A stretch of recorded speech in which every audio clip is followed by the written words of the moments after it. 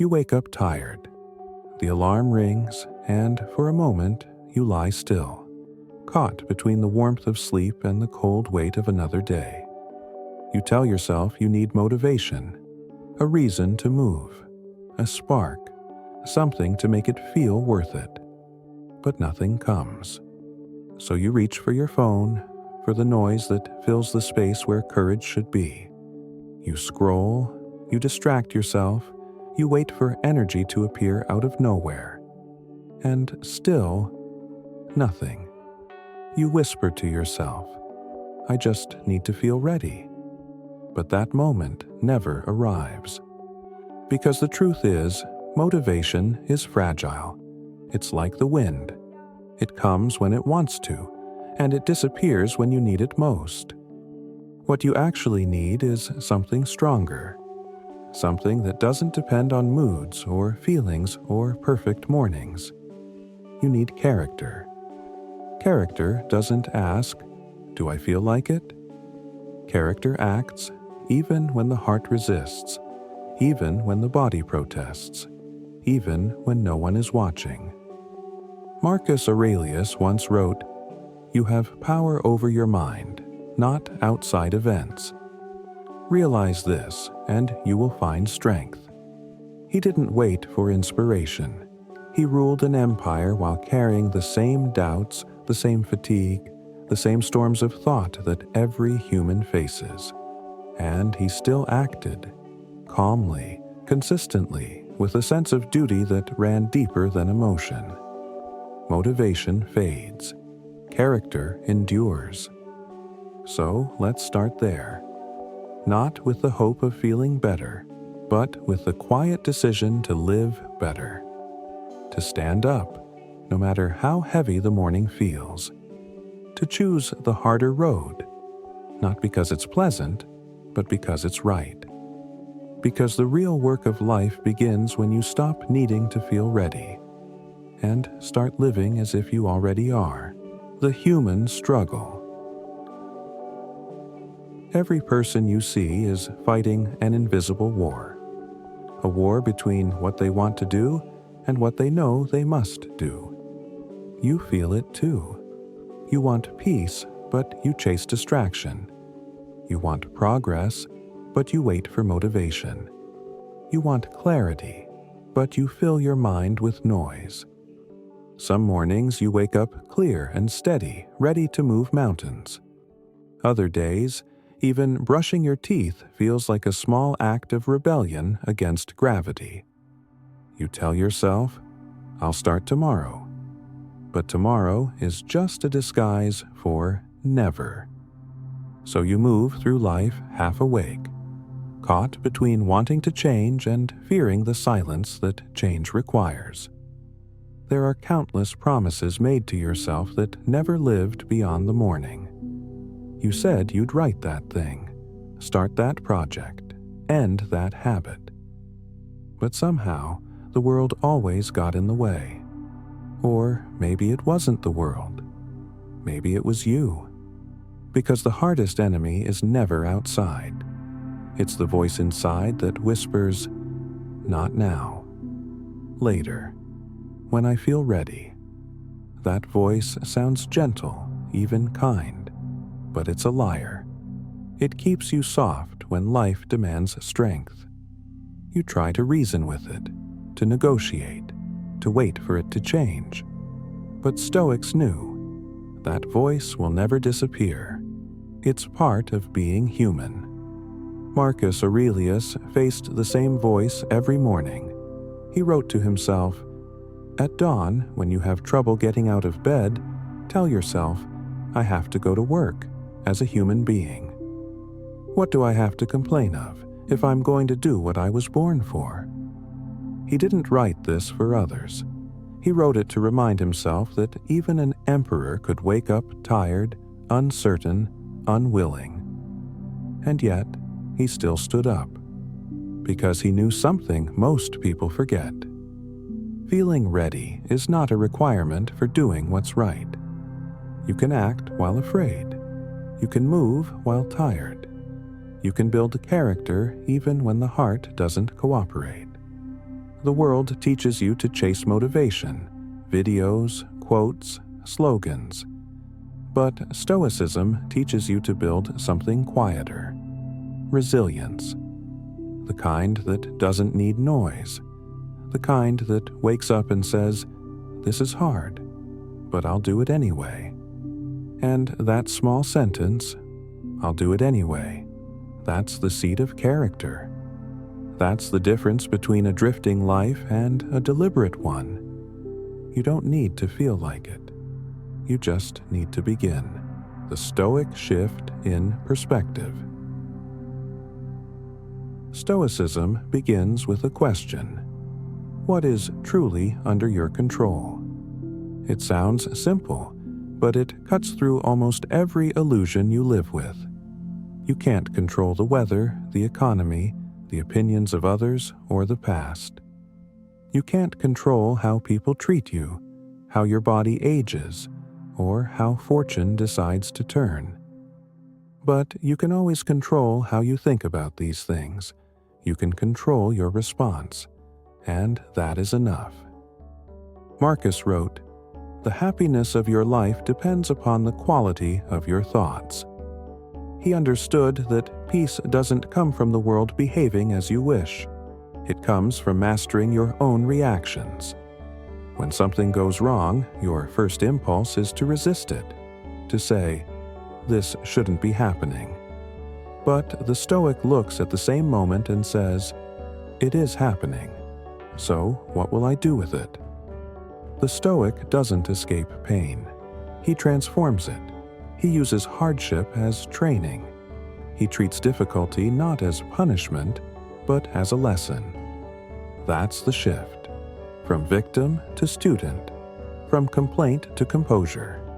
It's not about suppressing emotions or pretending to be invincible. It's about seeing clearly, understanding that external chaos doesn't have to create internal chaos. You are not your circumstances. You are your decisions within them. Marcus spoke often about the inner citadel, the fortress inside your mind that nothing external can breach unless you open the gates yourself.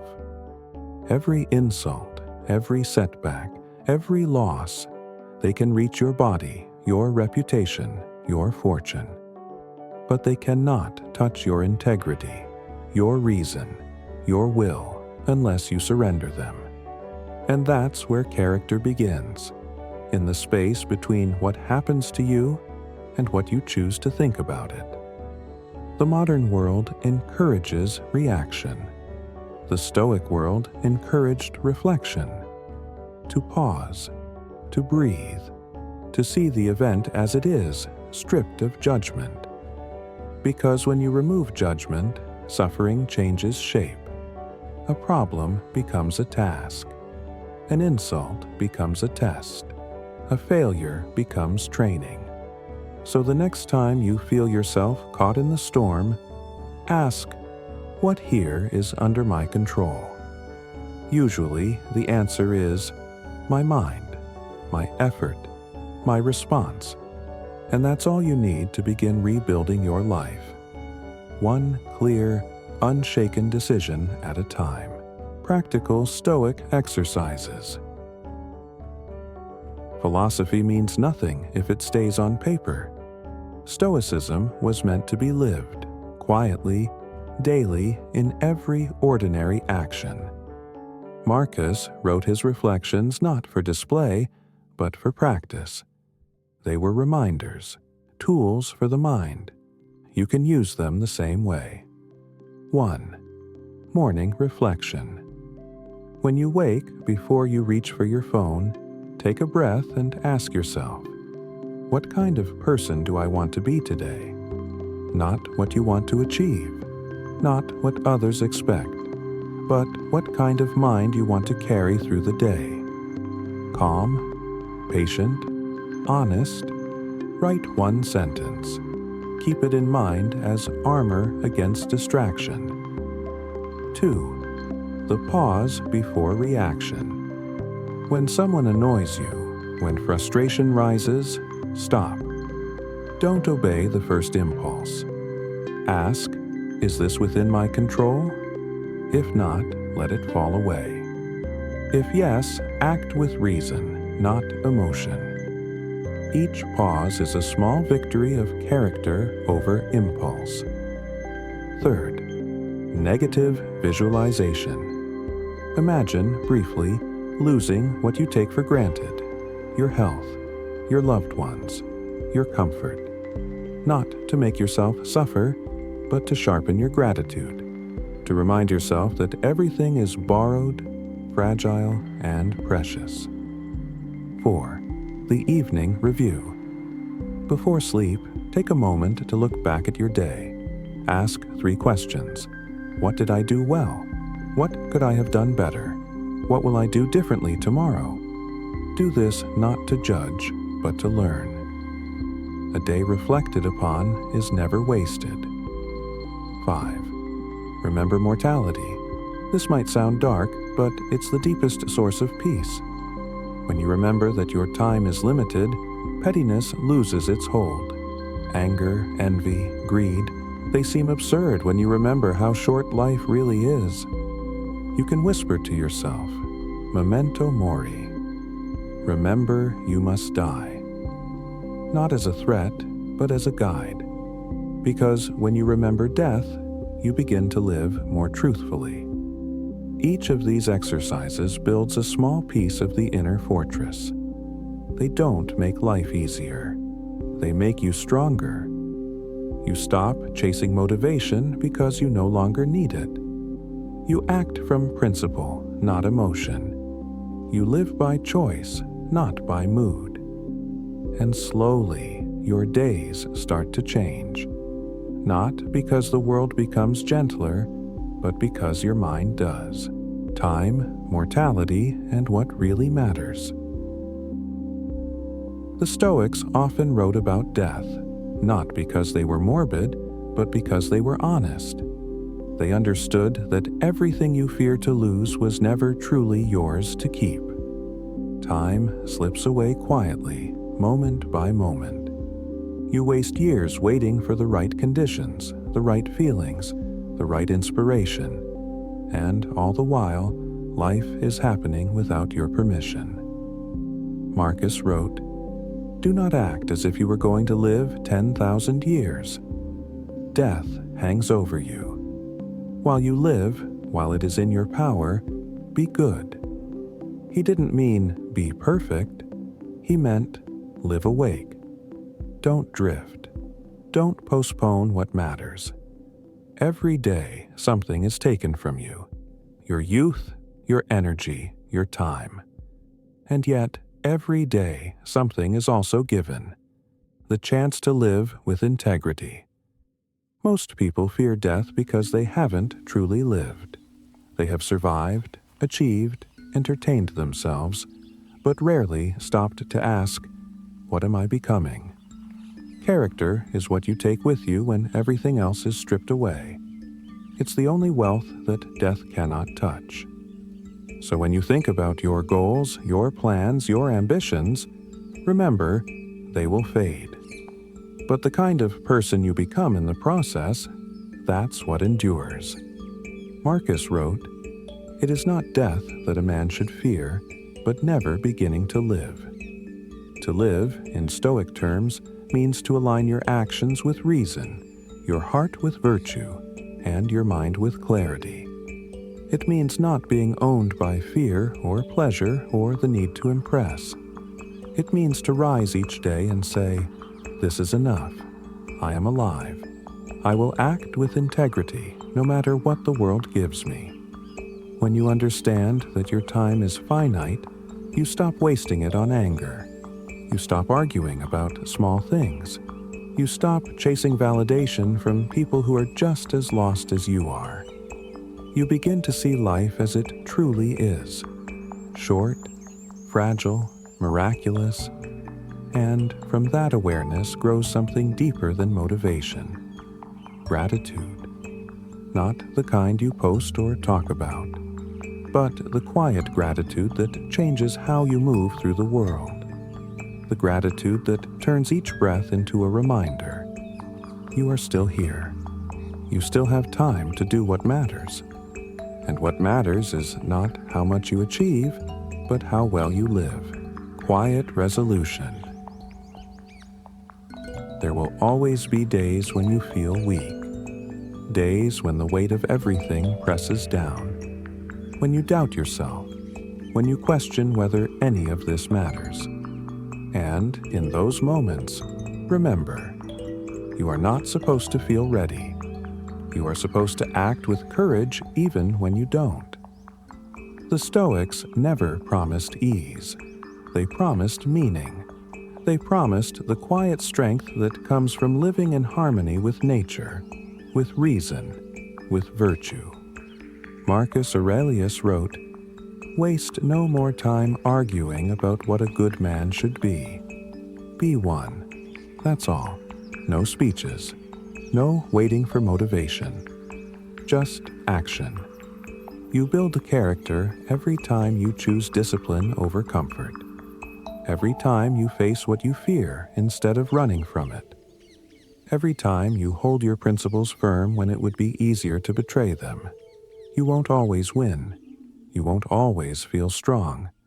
But you will always have the power to act rightly. And that is enough. When the mind is clear, life becomes simple. When you stop chasing feelings, you find peace. When you stop needing motivation, you discover the quiet dignity of doing what must be done. So, as you move through the day, no matter how small the tasks, no matter how heavy the heart, remember who you are. A mind capable of reason, a soul capable of virtue, a human being capable of rising above circumstance. The storms will come. They always do. But inside you there is a place that cannot be touched. That is your citadel. Return to it. Guard it. Let it guide you. And when doubt whispers, "You can't," answer softly, "I will." Because in the end, character is not built in grand victories. It's built in small moments of courage, repeated 1,000 times. And when your life draws to its close, may you look back and say, "I lived with integrity. I did what I could. I stood firm." And that will be enough. The soul becomes dyed with the color of its thoughts. Let yours be calm. Let yours be strong. Let yours be free.